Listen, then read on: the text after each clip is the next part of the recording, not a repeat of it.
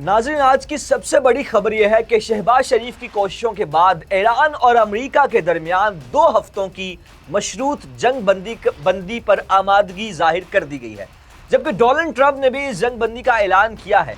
सबसे अहम बात यह है कि अब जुम्मा 10 अप्रैल को इस्लामाबाद में एक अहम मज़ाकराती इजलास होने जा रहा है, जहां ईरान के पेश करदा 10 निकाती एजेंडे पर बातचीत होगी।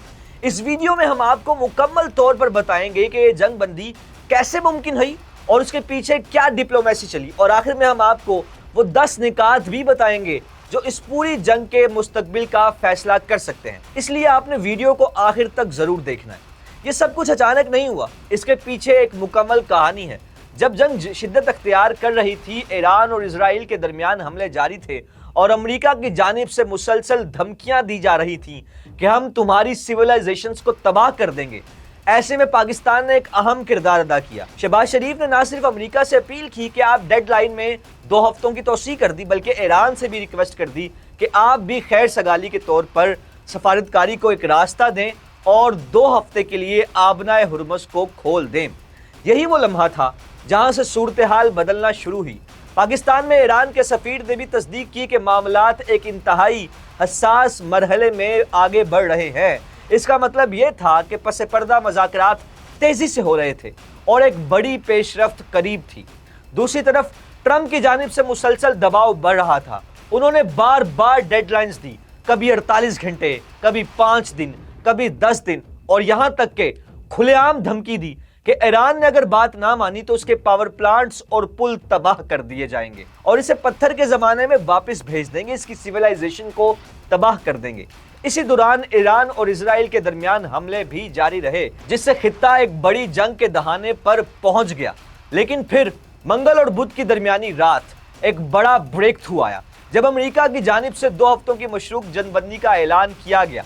ये वो मौका था जब पाकिस्तान की सफारतकारी रंग लाती हुई नजर आई और अब अगला मरहला मज़ाकरात है जो कि इस्लामाबाद में होने जा रहे हैं। लेकिन अब सबसे अहम हिस्सा, वो 10 नकाती एजेंडा जिस पर मज़ाकरात होंगे, जो इस पूरी जंग का मुस्तकबिल का फैसला कर सकते हैं। पहला नुक्ता ये कि ईरान, लबनान और यमन में जारी तमाम जंगों का मुकम्मल खात्मा किया जाए।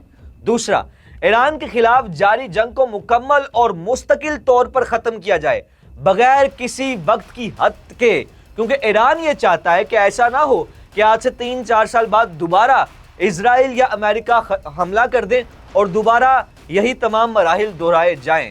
तीसरा, पूरे खित्ते में जितने भी तनाज़ात हैं उनका मुकम्मल खात्मा किया जाए ताकि एक नया अमन कायम हो सके। चौथा, आबनाए हुर्मुज़ को फौरी तौर पर दोबारा खोला जाए, क्योंकि यह आलमी तिजारत के लिए इंतहाई अहम है। पांचवा, आबनाए हुर्मुज़ में महफूज और आज़ादाना गुज़रगाह के बाकायदा प्रोटोकॉल्स और शराइत तय की जाएं। छठा, ईरान की जंग से होने वाली तबाही के लिए इससे मुकम्मल मुआवजा दिया जाए ताकि वो अपनी तामीर नौ कर सके, क्योंकि ईरान में अमेरिका और इजराइल के हमलों से बहुत तबाही हुई है, बहुत से इंफ्रास्ट्रक्चर तबाह हुए हैं, इसलिए ईरान का ये हक बनता है कि उसे मुआवजा दिया जाए। सातवां, ईरान पर तमाम पाबंदियों को मुकम्मल तौर पर ख़त्म किया जाए जो कि इसकी मईशत पर बहुत बड़ा बोझ है, क्योंकि ईरान पर अमेरिका और यूरोप की जानिब से पाबंदियाँ लगाई गई हैं कि ईरान ट्रेड नहीं कर सकता, पेट्रोल नहीं बेच सकता, गैस नहीं बेच सकता। अगर ईरान पर ये पाबंदियाँ ख़त्म हो जाती हैं, ईरान पहले ही बहुत मजबूत है, लेकिन अगर ईरान पर ये पाबंदियाँ ख़त्म हो जाती हैं तो ईरान एक आलमी ताकत के तौर पर उभर सकता है। आठवां, अमेरिका के पास मौजूद ईरान के मुंजमद असासे और फंड्स फौरी तौर पर वापस किए जाएं। नवां, ईरान की जानिब से मुकम्मल यकीन दहानी करवाई जाए कि वो जौहरी हथियार हासिल नहीं करेगा। और 10वां और सबसे अहम नुक्ता कि इन तमाम शराइत की मंजूरी के साथ फौरी और मुकम्मल जंग बंदी की जाए। यह है वो 10 नकात जिन पर अब अमेरिका मज़ाकरात के लिए तैयार हुआ है, और यही नकात इस जंग के खात्मे या मजीद शिद्दत का फैसला करेंगे।